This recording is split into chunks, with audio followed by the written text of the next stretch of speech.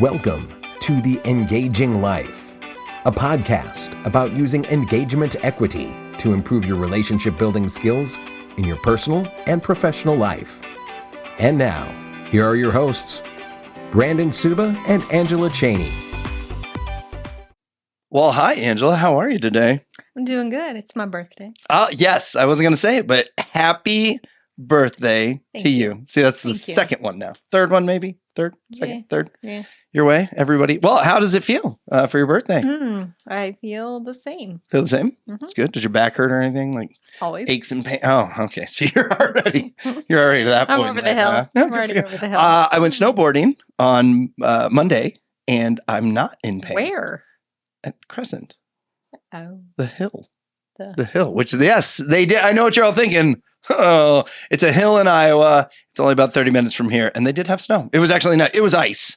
But that's when you have a hill to work with, that's kind of nice to I'm Right. still alive. ride the ice. I am. Yep. I only fell once and it was my fault. Like I was doing something Is that stupid. always your anyways. fault? Not always. Oh. No. Sometimes nature. Or It's nature's fault. somebody comes out from nowhere and That's runs you over? I've never had a bad experience with that, but I've seen some pretty gnarly crashes, let's say. There was one time, this was a Crescent, headed to the lift. So it's like flat. And I don't know what the person did, but there was blood.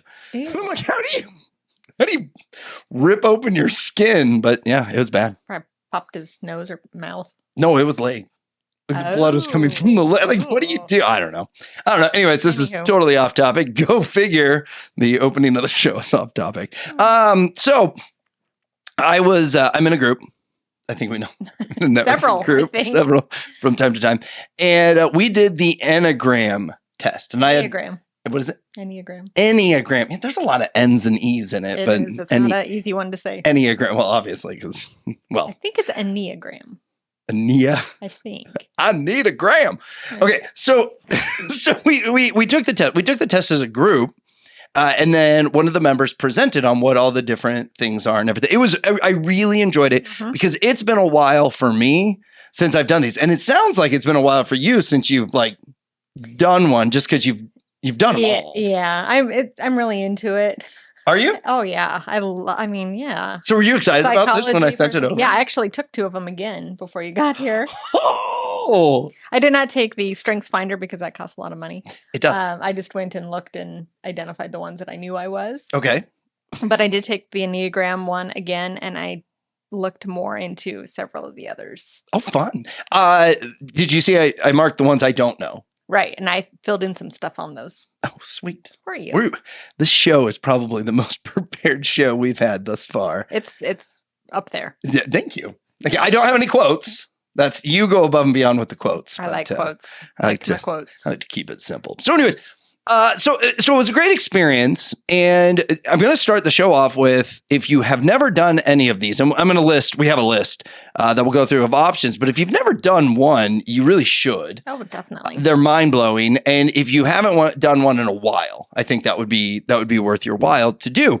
But what I love about these is how freakishly accurate they Mhm. are when you're reading the descriptions. And I will tell you all, I'm going to deny some of these that have said this is who you are. And as I'm looking at it, it's more how they title it, but I'm like, that's not me. Mhm. And then I read the description, I'm like, well, that's a lot of me Mhm. in there. And of course, I don't feel they're ever going to be 100% accurate because we No. are human and Absolutely. you can't just say, hey, you're this way. Tell you the truth, I listened to a podcast way back when, and they were talking about the Myers-Briggs. Myers-Briggs. Myers-Briggs. I didn't put an S on it. You spelled Briggs wrong too. Does that shock anyone? I think it was copying it too, so that's really sad. But that's the original. That's the OG, isn't it? Yeah. Yep. Yeah, definitely. When they decided that people did have certain personalities and it could be identified in a specific Mhm. way, that was the first one. And so the podcast I listened to, they said it's a little dated and there's a lot of good options out there. And I agree. I think some of them that we're going to list are better options than that. But that's more of just a general Mhm. who you Well, are. that was kind of a big basis of psychology, Oh, sure. as Myers-Briggs. And Which you're a fan of. yeah, absolutely. Big fan of. It's like, surprise. But that did a lot, for identifying psychopathy and, you know, a lot. It was just a bedrock of psychology. So was it the evolution of just sending people to a psych ward? Because, and I say that jokingly, but not jokingly, because for a while, if you were off, they didn't take time to see what it's all about. They just put you in a psych ward. I believe Myers-Briggs is the one, and I wish I would have looked at that more closely because I would have done some research for the show. Sure.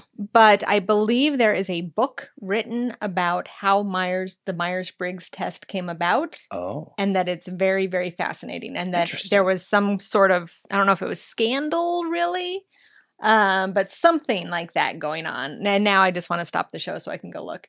But I will look at it and touch base on the next episode so I can fill you in on that. But I'm pretty sure there is a book written about how that came to be and that I need to read it. Oh no, and I'm sure I have not read it. Sure they talked about it in the podcast I listened to, but you know, they said book. I stopped listening. Eyes go crossed. Okay, so let's just dig in here. So some of the different types of tests you can take, and I did list these as how I like them by default. Sure. So number one, the strength finders. This I think is the best place to start. Like you said, there is a cost to it. There's a cost to some of them. Some are free. There's a cost to this because you get your own code, and it's a book and then a digital test.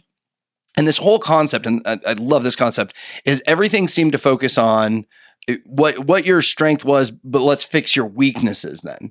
Where I think Strength Finders did a good job turning that around and saying, no, these are your strengths. Use these. Like, just stay in your lane. And we'll dig more into that. The DISC profile, which I am an I influencer.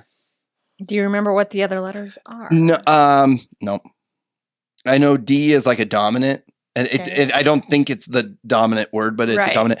I's includer. And then the S and C. I never fall in the S and C. You just said two different I's. You said includer, and the first one you said something else. Inspire? No.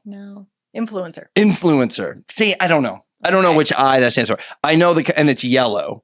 Because on the chart, this is what's funny. So you get charts, like you're going to get charts with them, and then you get numbers, and you get so many different things. Red, yellow, blue, green one? Yes, it is. Yep, the color one too. I am green. You are green. That's an S or a C, which doesn't shock me. That's because my husband had to take this for his And he was work. yellow, wasn't he? I think he's a yellow. Yeah. And he'll use this all the time. He'll be like, oh, you're such a green. Just tell Angie that you love her and everything will be fine in her world. And I'm like, pretty much. Yeah, I was like, there's truth to it. Yeah. Thanks, Todd, for bringing it up that way. Yeah. That's the first one I ever did way back in the day. On the chart, you have a star and a circle. So it kind of shows you the two realms you're on. And everybody, I was in like a group of 12 people that were doing it.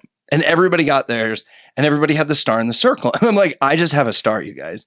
And they're like, no, you have to. My circle was on my star. Like, that's how much of an I wasn't. It was right in the middle. So that was not a shocker for me. And an enneagram. An enneagram? Enneagram? No. I believe. Enneagram. I believe. And enneagram. Anyways, the enneagram test. The E test. The E test, we'll call it. I just did this one for the first time in the group that I talked about earlier. And this, you get a number. And what are your numbers? I put them here. Yep. Yes, I have two that are pretty much neck and neck. I think you're supposed to. Yeah, two dominant ones. Yep. 7, the enthusiast. Okay. And 9, the peacemaker. So, okay, I'm gonna take a side note here. This may shock you because it kind of shocked me, and maybe it won't shock anybody, and it just shocked me. We are very opposite. Like, none of ours line up. No. And I thought we'd have a few here and there because I am a 3, the achiever, which that I don't like the name of, and then 2, the helper. Which I'm surprised about this one. Me too. I would have thought you would have been an enthusiast. That was number 4 on my list. Really? Mm-hmm. And that's totally me. I want everyone to have fun. I try and make everything into a game. I want, I know. I'm shocked it's not on there. But the achiever, because when I hear the achiever, I don't know, I'm not competitive. And whenever I say that, people are like, oh, come on, Brandon. I don't care if I win or lose. Right. But that's not, that doesn't have to be synonymous with an achiever. You can achieve without competition. Correct. And it does say in there that, like, you want to win as a base. But then everything else, it was me to a T. Oh. It was creepy. And these are creepy, by the way, how accurate they are. In a good way. Tell yourself in a good way. So I was just shocked because to me, yes, I would think the enthusiast or something on those lines. And then the helper, that is 100% me. And it goes into my strengths too. And we're going to talk. Well, we didn't say our strengths. We'll talk about those later. Okay. And then Myers-Briggs. We talked about Myers-Briggs. Now, these are the ones I don't know. So I'm going to lean on you with your little research here. I'll take a shot at saying it. Is that Kersley? Kiersey. Kiersey. Oh, did There's I? no L. There is no There L. is no L. Kiersey. Temperament sorter. Yeah. Tell me more. So I was not aware of this one. So I actually did some research beforehand. And it's kind of one of those circle things. If you're watching this on the UB2B, I'm doing a circle. And it's split like this. So it's kind of one of those, if you're this and this, you're here. Okay. You know what I mean? Okay. So there's the artisan. And the artisan is a concrete utilitarian. Maybe I should go back to concrete means you talk about reality. Okay. Abstract means you talk about ideas. So you're either one or the other there. And then utilitarian means you do what works. And cooperative is you do what's right. Ooh. So you're either one or the other there. And that identifies you. So you've got the artisan, which is concrete utilitarian. Okay. So that is somebody who talks about reality and does what works. Okay, and you got the guardian, which is concrete and cooperative. So they talk about reality and they always do what's right, or they try to do what's right. Idealist, which is abstract cooperative. So they talk about ideas and try and do what's right. So those are your. I mean, they go and say sometimes. But I mean, yeah, you get too far on both sides of those. And then you got the rational, which I would say that's what I am. Which is abstract. So I talk about ideas more than concrete things. And utilitarian, I do what works. Okay. You know, of course, I still, but when it comes down to it, it's like, even though they say this is supposed to be the right way to do it, it doesn't work. Right. So why not do it this way? I'm really that way. I'm just like, yeah, you achieve results this way. And it's not saying do what's right versus do what's wrong. It's not saying, well, to achieve my results, I'm going to kill this person and step on their face. That's not what it is. It's more the set rules, the set way of doing things, the set. Got it. Yeah. Well, I'm kind of like that. I don't know. See, this is another one. I'm guessing I'm like idealist or artisan, but I would think more guardian for me. Well, once again, I've never taken it. So interesting. And I just kind of self-identified on that one. Right. I didn't take a test. I know myself pretty well at this point. You do. Yeah. You do. We all do. Okay. Well, thank you for looking all that up. Big 5 personality assessment. Yeah. And so those are the big 5s. And it ranks you on extroversion, agreeableness, openness, conscientiousness, and neuroticism. Ooh. Mm-hmm. Stay off the end of there. So that one can also go into a little bit of mental health, like identifying if somebody's not necessarily a psychopath, but starting to get into some of the mental health, borderline personality, showing the signs, OCD, stuff like that. Yeah. Okay, and then Holland Code, and honestly, I wrote the ones I knew and Googled like the top 5. I didn't get to that one. Didn't get that one. Okay, so we really don't know what that one is. Some of these are free, supposedly on the ones I don't know list. I know the ones that I do know. There's always been a charge for it. I took a fake strengths finder today. Oh, did you? Yeah, it was free. Was it close or? Yeah, that's how I identified mine, and I was like, yeah, those sound right. Oh, good. So, but that'll work. I'm not telling anyone to not actually take the Gallup Strengths Finder because that's the best one. Paying for it is worth it. You get all the resources and everything. But if you want to do a quick and dirty, there are some free options. Yeah.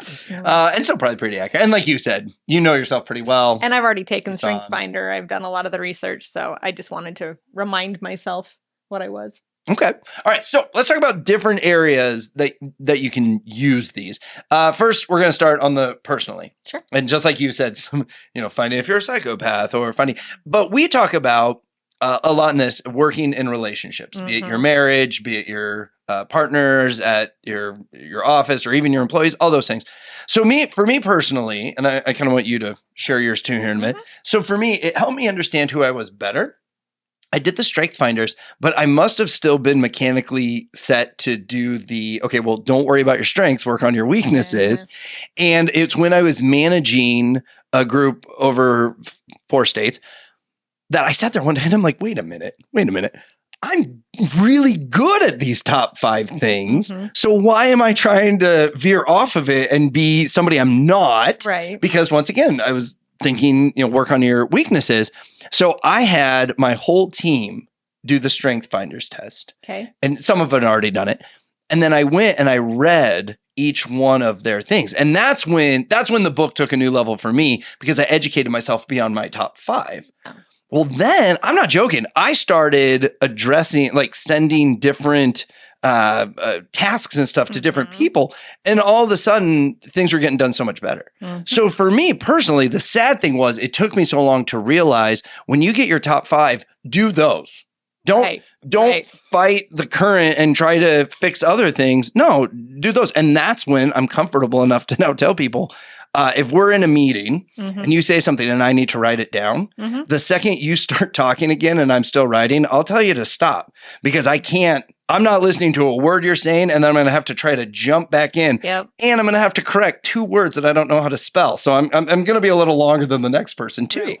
But it's when I realized, okay, I'm not good at doing that. So I'm going to tell people I'm not good at doing this. So don't put me in this position. And you know what? Meetings started meaning more to me because I was more engaged with it. Yeah. Because I was directing them. And also what you said too, don't just look at yourself. I mean, even if you don't know what other people's strengths are, or if they're blue, green, just knowing how many different types of personalities are out there is especially for somebody who's been rather egocentric and, everybody's like me and everybody thinks like me, and, just realizing how many different ways there are to think and be, and how different people are should help you have more empathy for other people. Yep. And that's what the DISC, it was when I was in sales, we did the DISC profile. And honestly, the reading material that comes, and maybe that's the advantage of paying for your first few, is you get so much more material with it. But the reading material that comes with this, usually they talk about, if you're an I, this is how you work with a D. If you're an I, this is how you should communicate with an S. So it does it equips you to do that. You just have, and I guarantee you dug into this way more than I did, because I'm give me my summary and I'm going to compare how much is true. And then I'm good. You're going for it. Yeah. I'm fine. I'm fine.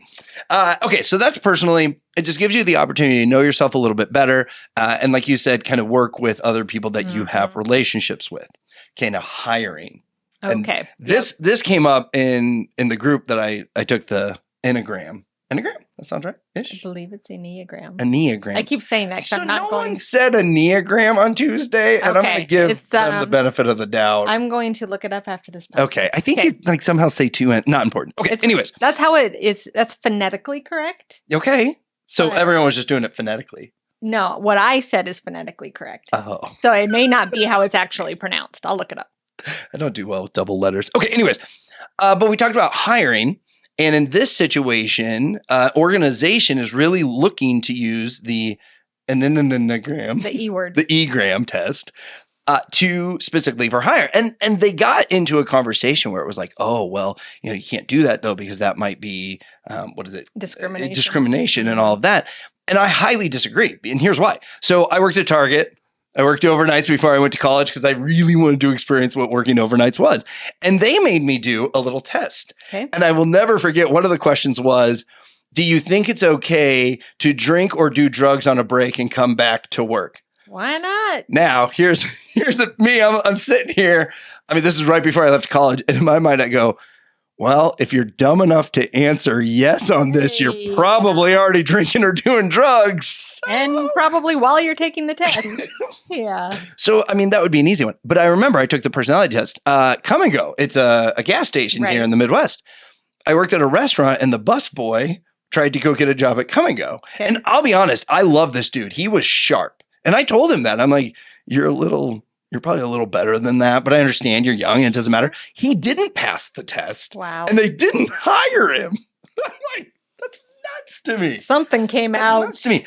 So I highly believe that you obviously can, because these are big companies that would just get reamed if it was really an issue. I mean, the police force.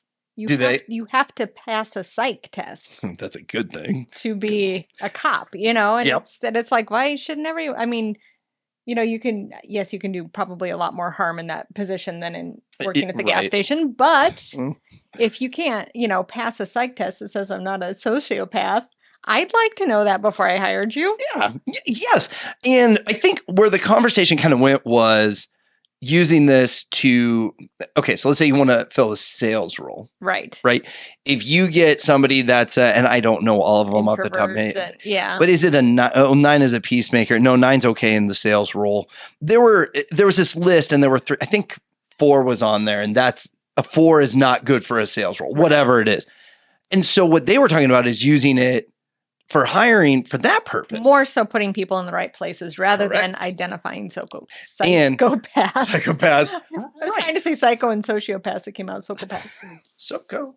Sounds like I just don't see how it's discriminatory to use a test, a very respected test, to say, you know what, you're not the right fit for this position. That would be like saying job interviews are discriminatory. Yes. They're doing the same thing, trying to Exact same identify thing. if you're a good fit. It's just another tool. So my dad worked in the manufacturing business, and he did a lot of the hiring. There was a guy that he applied. He was in a wheelchair and he couldn't use his arms. And one of the requirements is you have to be able to lift 50 pounds. Right. Okay. So obviously he can't lift 50 pounds. So they didn't give him the job. Took him to court. Of course. He turned around, took him to court. I mean, my dad spent a lot of time with those situations. And I pray that they're on purpose. Like the person knew what they were doing the whole time. Probably. Otherwise, it's like, wow, man, you really fell off the rails. It's really sad either way, but that's true. So with hiring, and especially if you're starting a business, I think this is a great way to really find who you're going to bring on and if they're going to fit. Because I even think some of these personality tests would tell you if they're going to fit in your culture even. Absolutely. Because it takes one bad one to ruin it, but like 20 good ones to lift it up. Right. And keep it going. So, go ahead. No, and also not necessarily are they going to be a good fit, but in which part of the organization are they going to be good fits? Yep. And sometimes, like in our organization, we're small and people have to wear different hats. And it's easy to shuffle. So like right now, who's going to sit near the door? We don't have a receptionist. Oh, that's right. Whoever is sitting nearest the door is going to be the one, which it was me at the last place, which actually I'm pretty good at it because I smile at everyone. I didn't mind getting up, and I was a waitress. I'm a caretaker type. Yep. So it really didn't bother me that much. It was distracting because I was sitting there trying to work. And then also everybody thought I was the receptionist and one of the owners of the business, but it was just kind of I'm here to meet with one of the owners. Can you tell him I'm here? It's like, well, you just did. Oh, I had people tell Dan, your receptionist is really nice. He's like, that's my business partner. But it was just because I was the only one sitting there. Right. And it's funny, we moved into this new big office and I was like, I do not want to be by the door. I do not. So I'm like back in the corner. Guess who everybody comes to? They come right to you. They still come to me. You must just be welcoming. I think it's more. I would love to say that. And it is true. I smile at everyone. Yeah. I think it's more the way the office is set up. I'm the only one whose face you see is until visible when somebody walks in. No, you're right. Everyone has their screens. Yeah. Otherwise. And mine is just the way it's set up. My face is visible and I look up when people come in. Yes. Yep. So it's my own fault plus the layout. But anyway, that would be if we were, okay, we've got all these people. None of them is the receptionist, but which one has the best personality that they would greet our customers? And it would probably be me. Yeah, you're gonna get it anyways. Just stay there. Guess what? We're moving your desk when we're done here. So congratulations. And then the last one, we're kind of talking about this now, is building a team. And this is where I've used it the most. And it was to learn whose personality was. Because in Traction, the book Traction, look, I did read a book and Traction is that book. But that's where I feel the right butts in the right seats really, I mean, there's a whole chapter on it there. So I don't know if they created the concept, but they definitely drove it home. And to me, once I had read that, it really opened my eyes to, if you don't know their personality types, A, you're guessing, right? And I'll always guess wrong, I promise you. And B, you're going off of their daily actions, which one thing I've learned about all of these is you don't see someone's top 5 strengths in their daily actions. Well, and people are always trying, especially in a work situation, they're trying to be who you want them to be. Yes. So, and I guess that's relationships and stuff too. A lot of people are trying to be what others want them to be instead of being who they are. And so it's not just that you're a bad guesser. It's that, they put on the face of, I will be good at this because I have to or I'll get fired. or they want a promotion or whatever, and they really aren't. And Yeah. it's hard. It's hard for them to be that way, and it's probably not going to last all that long because it doesn't come naturally. Well, and okay, so then you're letting the test do all the hard work then, Yeah. right? Because it's saying, hey, you're really not outgoing as you think you might be, and we're going to take you over here and put you. Yeah. And that was one thing. It sadly, and I hate it when you do the things they tell you to do and then they work, and you're like, gosh, I wish I would have done this a long time ago. That sadly, that's when I learned, okay, if I need somebody to, I wrote blogs at that time. I don't know. But if I needed somebody to review my blog, I was sending it to this one guy who was just really good at grammar. Sure. When I found out I had this other lady who was more of a teacher mentality. And so when she would take it on, the guy would just like highlight and then send it back. And half the time I had to guess what was wrong with it. I'm like, this sounds good to me. She would teach and tell me and not like a 20-minute conversation. Right. But and then she'd correct it too on her own. I didn't have to go back and do it. But that's when I found out, wow, everything about your personality test told me this. Your strengths told me this. And like, you're enjoying this. I hate it, but you're enjoying this. So once again, working on a team, building a team, if you don't have any of this background to go off of, you're going with the perception of what is real. Yes. And the mask that the person has put on. That they might not even know that they're wearing a mask. And chances are that's when you have those trips and those falls. And then eventually, you pull Sally off the front desk and you put her in the processing and holy crap, Sally's doing great now. And she's managing the team now and all of that. So that's where I think there's a lot of advantages to this. As an owner, know who you are so that you kind of get to know who you work with. And it's good for your team too. You're doing them a favor. I think, and I'm going to mangle this quote. We don't have a quote in here, so we better put it in here. I'm going to mangle it. I'm probably not even going to get the right animals. But the quote goes something like, if you try to tell a frog he needs to fly, he's going to feel like a failure his entire life. I think it's a fish. I don't know. Tell a fish because fish swim. Well, and then you tell them to fly. Frogs hop. They don't fly either. Yeah, they can kind of fly. It rained frogs once. In the Bible? No, I think that really did happen. Wasn't there like a swarm of locusts? Yeah, that was locusts. It never rained frogs in the Bible. It's not I don't know. It's not a bad punishment. Oh, and all the frogs are the tadpoles. Anyway, I'll look up that quote too. Okay. But basically, you try and put somebody in positions that they're not good at and that they can't be good at. They're going to feel like a failure, and it's going to hurt their self-esteem. It could affect them for the rest of their lives. And that's what manipulative people do. That's one of their strategies. Narcissist manipulative people is you can make anyone, the smartest, most talented person, feel like a idiot failure if you can figure out what they're not good at and try and make them do it all the time and judge them on that. Of course. Okay, let's reveal. A little big reveal. The top 5 strengths. All right, Angie, you can go ahead and go first. Okay, my top 5 strengths are empathizer, and that's I use that word a lot. And I am an over empathizer. I have to shut it off. I even have like I'm gonna get. You just snorted. I'm gonna get super woo woo on you. Okay. Crunchy granola, as my husband likes to call me. Yep. I have a shielding mantra that I do, which is actually extremely effective when I know I'm taking on the emotions, usually of my husband. Okay. To get back to myself. And do you do that? I don't do the actual, but I envision it. Okay. And it's like invoking you'll like this. I don't know why I do it since I'm not religious, but it's invoking a saint. Oh, good. Yeah, like Liz loves saints all day long. Protective saint.